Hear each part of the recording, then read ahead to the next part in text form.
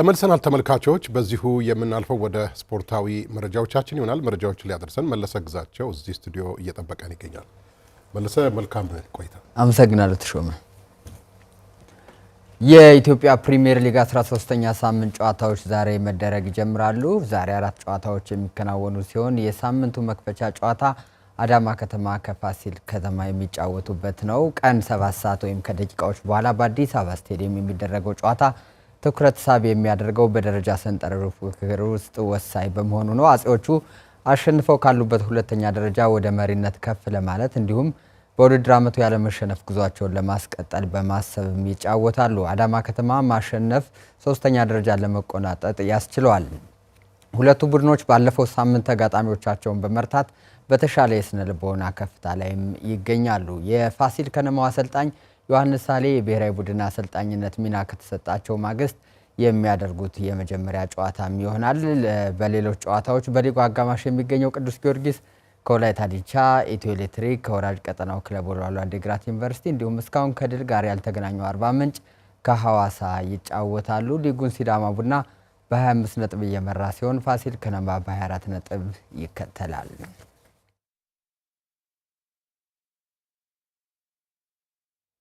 የባህር ዳር ከተማ እጅ ኳስ ክለብ በ2018 የውድድር ዓመት 4 የፕሮጀክት ታዳጊዎችን ወደ ዋናው ቡድን አሳድጓል። ታዳጊዎቹ በዋናው ቡድን የመካተት እድል በማግኘታቸው መደሰታቸውንም ተናግረዋል። ታሪኩ አይነዋ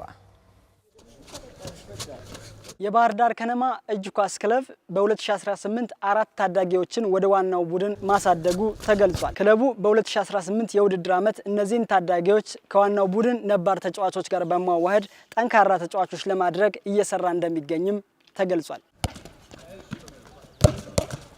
ክለቡ በሚችለው አቅም እኛም ባለን አቅም የተሻሉ በተለይ ታዳጊዎችንም ወደዚህ 4 ልጆች ታዳጊዎችን አሳደገናል። ከፕሮጀክት መነሻቸውን በማድረግ በመላ አማራጭ ጨዋታዎች ላይ ባሳዩት እንቅስቃሴ ለባህር ዳር ከነማ እጅ ኳስ ክለብ የመጫወት እድል ያገኙት አምሳያው ወርቅነህና አማኑኤል ተመስገን ባገኙት የማደግ እድል መደሰታቸውን ተናግረዋል። በጣም አሪፍ እድል ነው የሰጡን። ከዚህ በፊት እንደዚህ አይነት እድል አግኝተን አናውቅም። ደግሞ ሀገራችን ባህር ዳር ላይ ያለው ብቸኛው ቲም ባህር ዳር ከነማ እንደዚህ አይነት እድል ከስንት አንዴ ነው የሚመጣልን። የዚህ እድል ደግሞ ብዙዎች ተጠቃሚ አይደሉም። እኛ በዚህ እድል በመጠቀማችን በጣም እድለኞች ነን። አሪፍ አቀባበል ነው የተደረገልን። በተገቢው መልኩ ከታዳጊዎች ተመርጠን ገብተናል እና ለወደፊትም አሻሽለን ወደፊት ክለቡን ለመተካትኛም እሱን እንደዛ ለማድረግ ነው ያሰብነው። አሰልጣኝ ነበረው የኔዓለም በክለቡ የዝግጅት ምዕራፍ ታዳጊዎቹ ክለቡን በፕሪሚየር ሊግ ጨዋታዎች ላይ እንዲያገለግሉ አስፈላጊውን ስልጠናና እገዛ እንደተደረገላቸውም ተናግረዋል። እንደ ፕሮጀክት አይደለም እኛ የምናስባቸው።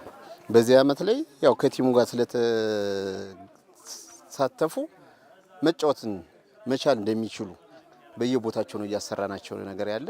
አሁን እንደምታዩ ጥሩ ነገር ነው እያየን ያለን። የክለቡ ነባር ተጫዋቾች ታዳጊዎችን ከነባሮቹ ጋር ለማዋሃድ በሚደረገው ሂደት እገዛ እያደረጉ እንደሆነ ለአሚኮ ተናግረዋል። 4 ልጆች አሉ አሁን አዳዲስ ልጆች።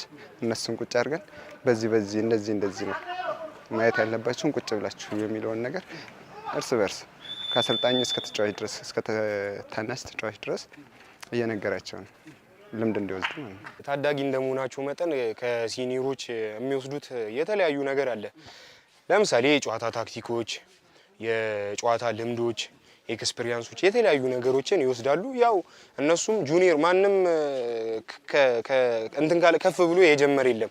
ሁሉም ከስር ስለሆነ የጀመረው እነሱም ከስር ጀምረው ነገ ከነገ ወዲያ የተሻለ ተጫዋች እነሱም ሲኒየር የሚሆኑበት መንገድ ይፈጠራል ብዬ አስባለሁ። ባህር ዳር ከነማ ደግሞ ለታዳጊዎች በጣም ጥሩ እድል ይሰጣል። በጣም ቆንጆ እድል። የባህር ዳር ከነማ ስፖርት ክለብ ታዳጊዎች ልማት ላይ እየሰራ ነው ያለው አሰልጣኙም በእጅ ኳስ ስፖርት መጋቢ ፕሮጀክት የሚቋቋምበት ሁኔታ ላይ ክለቡ ፈቃደኛ መሆኑን አረጋግጧል።